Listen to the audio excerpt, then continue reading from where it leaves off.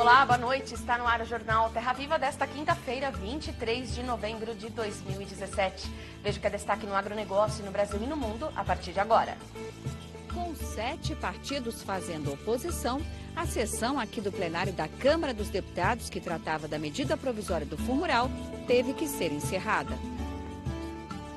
O Ministério da Agricultura pretende pedir à Câmara de Comércio Exterior aumento do imposto de importação da cebola que vem da União Europeia. Estado de Goiás entra para a lista do programa Soja Plus. Mais medidas de apoio ao setor produtivo do leite. Projeto já aprovado em Brasília proíbe governo de comprar leite em pó importado para abastecer órgãos estaduais e federais. E ainda, setor produtivo comemora a tramitação em urgência do programa RenovaBio em Brasília. Essas e outras notícias agora no Jornal Terra Viva.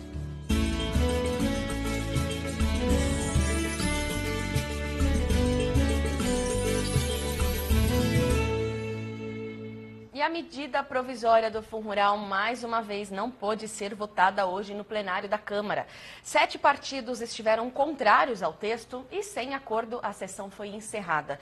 O prazo está muito apertado, já que a medida provisória terá vigência somente até a próxima terça-feira. Mesmo assim, os deputados vão tentar mais uma votação no início da próxima semana. Enquanto isso, a insegurança aos produtores continua. Num encontro fechado com o PT, a relatora da medida provisória do Fundo Rural, deputada Tereza Cristina, teria ouvido das lideranças que o partido não comprometeria o andamento da votação.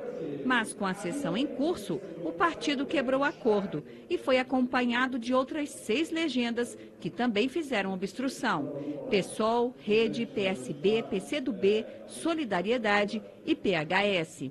O painel registrava a presença de 385 deputados, mas na prática, em plena quinta-feira, muitos já haviam ido embora. Os partidos contrários ao texto queriam que a votação fosse nominal. Como não havia deputados suficientes na casa, a sessão foi encerrada.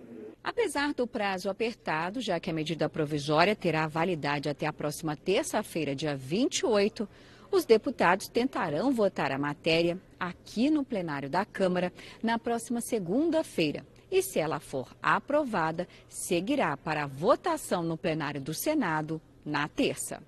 Não sei se também vai dar para segunda-feira, porque o nosso prazo acabou.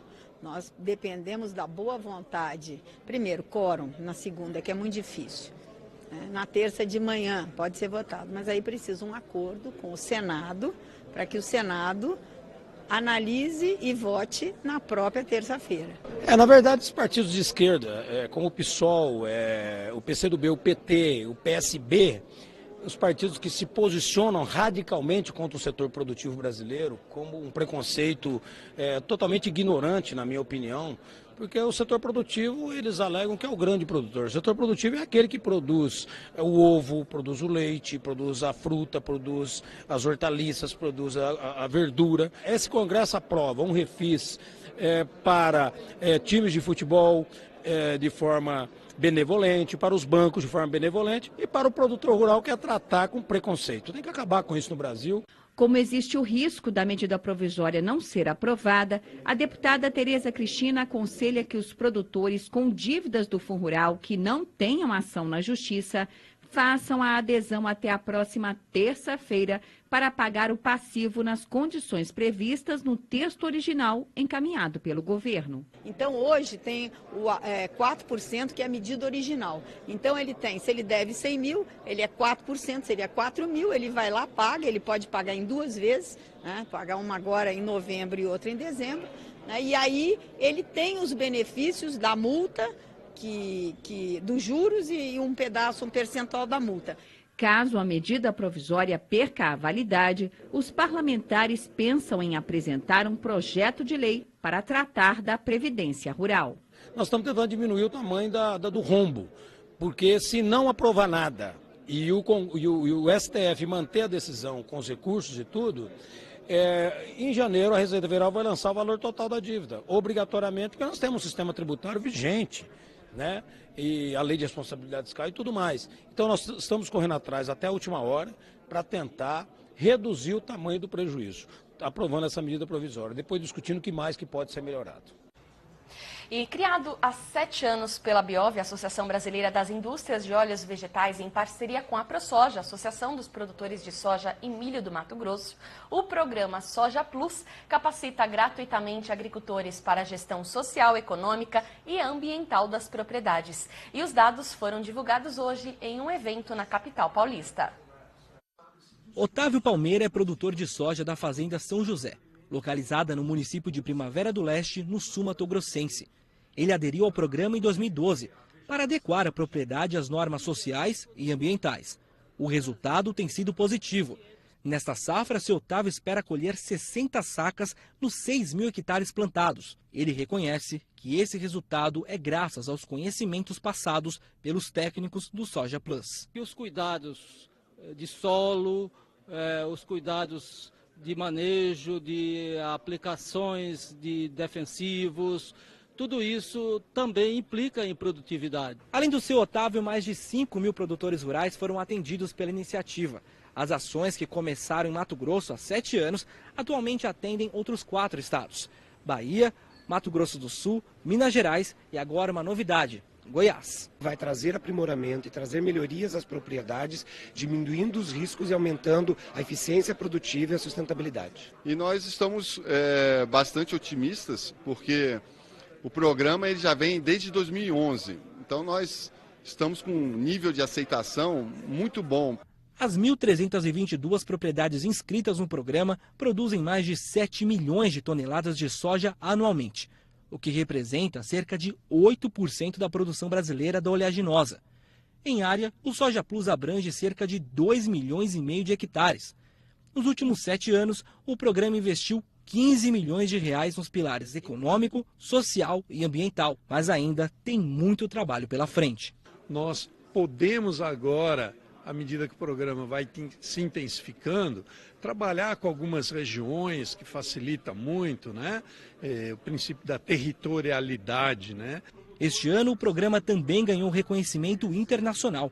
Assinado em Lisboa por agricultores do Mato Grosso e empresários europeus, o documento reconhece o Soja Plus como o caminho mais adequado para a produção sustentável. Realmente nós percebemos que mudamos de patamar, porque passamos a ter um reconhecimento internacional forte. Já tínhamos o entendimento com os chineses, mas na China não tem um programa, digamos, irmão, né, de orientação, de guidelines, né, como já tem na Europa. E a Biov também comemorou a aprovação ontem na Câmara dos Deputados da urgência na tramitação do projeto sobre o RenovaBio, que passou agora a ter prioridade entre as pautas a serem analisadas em plenário. O RenovaBio é um programa bastante importante para ajudar o Brasil a cumprir seus compromissos das negociações de clima, né? Está lá nos compromissos que o Brasil tem que incrementar o uso de energias alternativas, e o Brasil já tem 2 produtos nesse portfólio que são um sucesso: o biodiesel e o etanol. E agora, com esse programa, nós vamos descarbonizar a economia, ou seja, vai ser feita uma regulamentação que vai permitir a emissão de certificados em cima dos volumes entregues desses 2 combustíveis, que são muito melhores para a questão do meio ambiente, para as emissões, para a saúde humana, né? Nós que vivemos em cidades mais poluídas em São Paulo por causa do consumo dos ônibus urbanos, se tivermos um volume maior desses 2 biocombustíveis, vai melhorar a saúde da população. Então, um projeto extremamente nobre, e agora com essa urgência constitucional que foi votado ontem lá em Brasília, do projeto do deputado Evandro Guzzi, que é presidente inclusive da Frente Parlamentar do Biodiesel, nós estamos no caminho certo. Vamos apoiar, vamos participar, porque é um projeto que vai trazer ganhos ao Brasil, ganhos ao agronegócio. E este é o assunto do AgriTendências de hoje com Silmar Cesar Miller. A aprovação de regime de urgência para a tramitação na Câmara do projeto de lei que cria o programa RenovaBio teve impacto imediato nos preços do açúcar no mercado internacional, que subiram quase 3% na Bolsa de Nova York, na véspera do feriado americano desta quinta-feira. É compreensível. O ambicioso programa de retomada de investimentos na produção de biocombustíveis pode levar as usinas de cana a direcionarem a sua moagem mais para a produção de etanol do que para açúcar, reduzindo com isso a oferta do adoçante pelo Brasil, maior produtor e exportador mundial. O RenovaBio, ao sair do papel, pode, na verdade, provocar uma revolução no mercado da agroenergia, com sua meta de aumentar a participação do setor dos atuais 6% para 18% da matriz energética do país.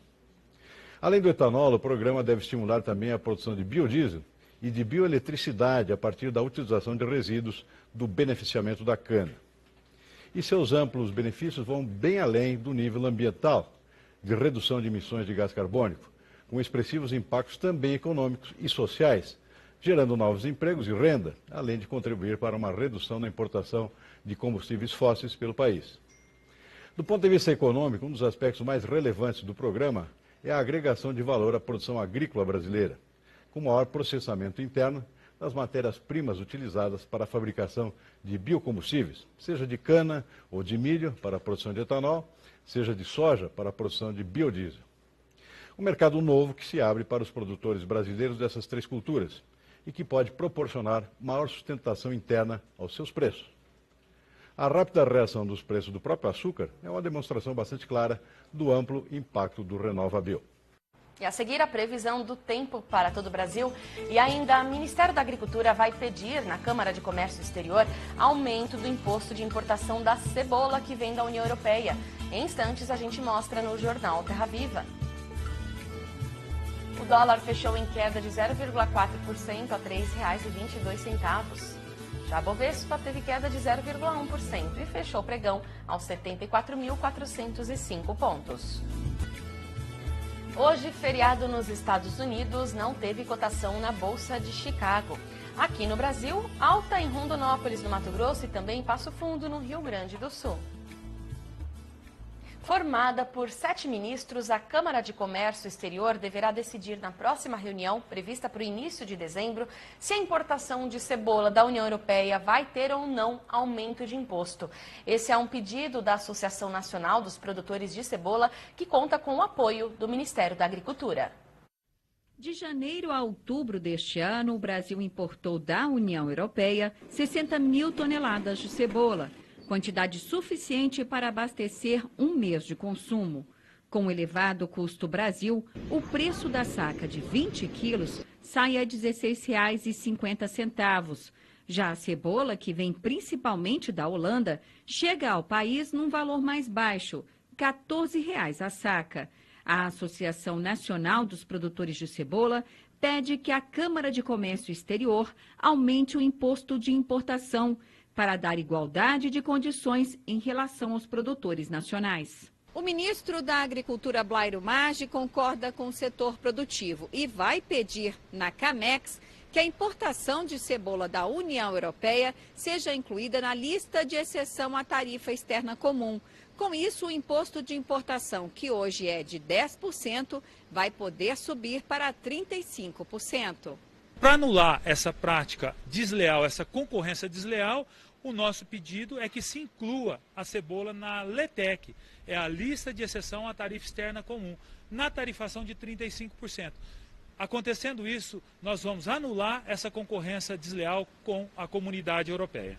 A safra de cebola está no início da colheita na região sul. Em julho, será a vez do Centro-Oeste. A produção é fonte de renda para 90 mil agricultores familiares. Neste ano safra 2017-2018, a previsão é de uma produção de 110 milhões de sacas. Nós estamos há 2 anos acumulando prejuízos. E esses prejuízos, se continuarem, o produtor não vai aguentar e vai sair da atividade. Então nós estamos aqui chamando a atenção das autoridades para que olhem para essa cadeia produtiva. Nós precisamos urgentemente corrigir essa questão dessa concorrência desleal. E a previsão é de chuva em boa parte das áreas centrais do país nesta sexta-feira. Acompanhe.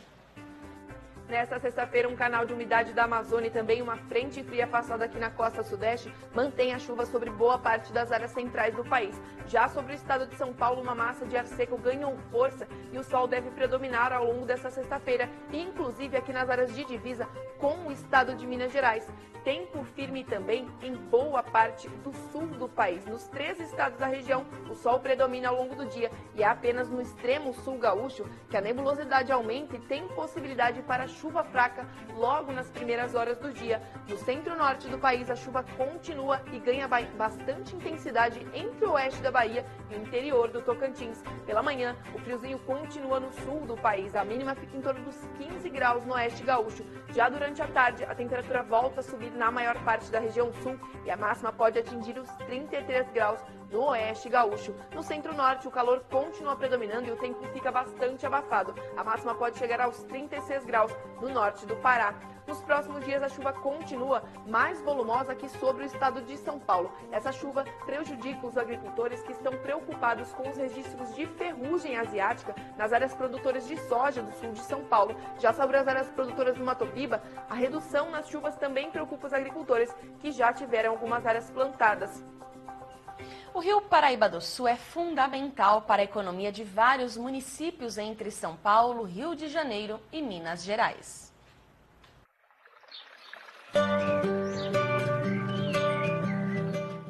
A pesca na bacia do Rio Paraíba do Sul foi uma atividade importante no passado, embora ainda existam colônias em atividade, como a de São Fidélis, no Rio de Janeiro, perto da Foz do Rio. Até os anos de 1990, as águas do Paraíba do Sul eram abundantes em peixes, mas hoje não existe mais essa fartura e muitos deles desapareceram, reflexo de várias agressões, sobretudo do esgoto lançado no rio, cuja água também é usada para as pessoas beberem. Mas a sujeira doméstica não é o único problema do Rio Paraíba do Sul. A vegetação das margens, fundamental para evitar erosão, manter a qualidade ou volume das águas, tem sido destruída aos poucos. Resultado de barramentos, despejos industriais, mineração, desvio do curso da água, introdução de espécies exóticas e pesca predatória fazem parte do rol de impactos ambientais que atuam nesse importante manancial. Desde 2003, o Rio Paraíba do Sul enfrenta uma situação drástica e, para o futuro, eventos climáticos extremos podem colocar em risco o abastecimento de mais de 14 milhões de pessoas, sem falar nas indústrias, na geração de energia, irrigação agrícola e o desaparecimento da fauna e da flora.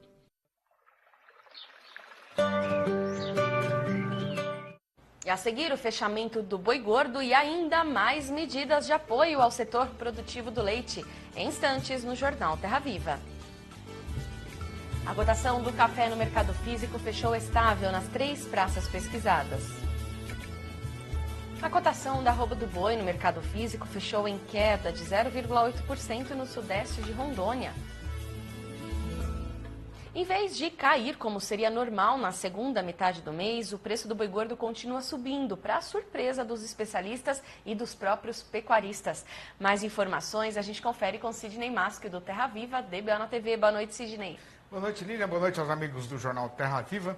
Pois é, né, Lília?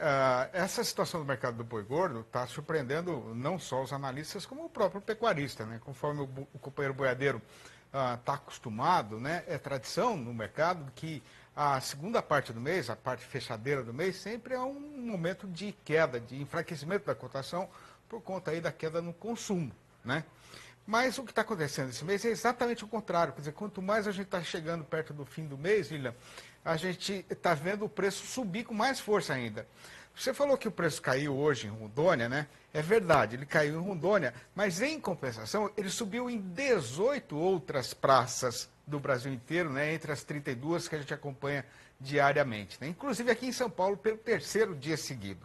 Daqui a pouquinho, Lília, no Terra Viva DBO na TV, a gente vai passar para os companheiros essa lista completa com muitas e boas notícias para o setor pecuário brasileiro. Lília. Tá ótimo, obrigada, Sidney. O companheiro já pode pegar o papel e a caneta, então. E tem mais novidades para os produtores de leite. Ontem nós falamos aqui no Jornal Terra Viva que o ministro da Agricultura, Blairo Maggi, anunciou a prorrogação de dívidas de produtores. E em Brasília, a repórter Daniela Castro conversou com o presidente da Abraleite, Geraldo Borges, que conta quais outras medidas estão sendo tomadas para ajudar o setor produtivo. Acompanhe. A Comissão de Constituição e Justiça da Câmara dos Deputados aprovou um projeto em caráter terminativo que proíbe compras governamentais de leite em pó importado. Sobre este e outros assuntos ligados a este setor, a gente conversa agora com o presidente da Abraleite, Geraldo Borges. Então, é uma importante informação essa, né? Agora essa matéria segue para o Senado Federal e, de qualquer forma, valoriza, então, a produção nacional, né? Sim, com certeza. É um pleito que a gente vinha fazendo, né? E a Abraleite e todo o setor produtivo precisava disso, proibindo, inclusive, compras governamentais em todas as esferas, desde municípios, passando por estados e governo federal, de leite importado, leite em pó importado. Ou seja, só o leite produzido no Brasil poderá ser vendido para qualquer esfera do governo. E aí, além deste assunto, o Ministério da Agricultura encaminhou aí um pedido, né, para que haja financiamento, né? O Conselho Monetário Nacional vai decidir para estocagem do leite, né, tanto pelas indústrias de laticínio quanto pelas cooperativas, com juros aí de 8,5% ao ano. Sim, isso é outra notícia muito boa. Hoje, em reunião com o ministro da Agricultura, ele nos antecipou essa notícia, que nos próximos dias estará sendo oficialmente anunciada pelo ministro. E é muito importante, porque é aquisição e também estrutura. Poderá ser investido em estrutura. São, na verdade, duas linhas novas, né, através do BNDES Agro, que vai ajudar bastante para desafogar toda a cadeia que passa por um problema seríssimo no Brasil. Sim, todas essas ações juntas vão ajudar, inclusive uma prorrogação do prazo de pagamento também vai aliviar momentaneamente, não resolve todos os problemas da cadeia, mas vai resolver o problema de muitas cooperativas e produtores que estão descapitalizados, sem condições de arcar com os financiamentos que estão vencendo, tanto de custeio quanto de investimento. E outra declaração também feita pelo ministro Blairo Maggi é que a Conab vai adquirir o equivalente a 40 milhões de reais em compras de leite em pó dos produtores brasileiros. Sim, ele nos anunciou em reunião hoje isso, que já está acertado, a Conab vai fazer essas compras, fará essas compras. Não é o pleito nosso era para que fosse um valor bem acima deste, mas de qualquer forma já está mostrando o interesse em ser resolvido o problema e paliativamente, com essas ações todas, a cadeia vai tentando se reerguer, se recuperar. Então a Abraleite e todos os produtores de leite da cadeia nacional realmente recebem essas notícias com bastante ânimo, né? Certo, agradeço pela entrevista. De Brasília, Daniela Castro para o Terra Viva, o canal de quem planta e cria. E o Jornal Terra Viva de hoje termina aqui. Uma ótima noite para você e até amanhã.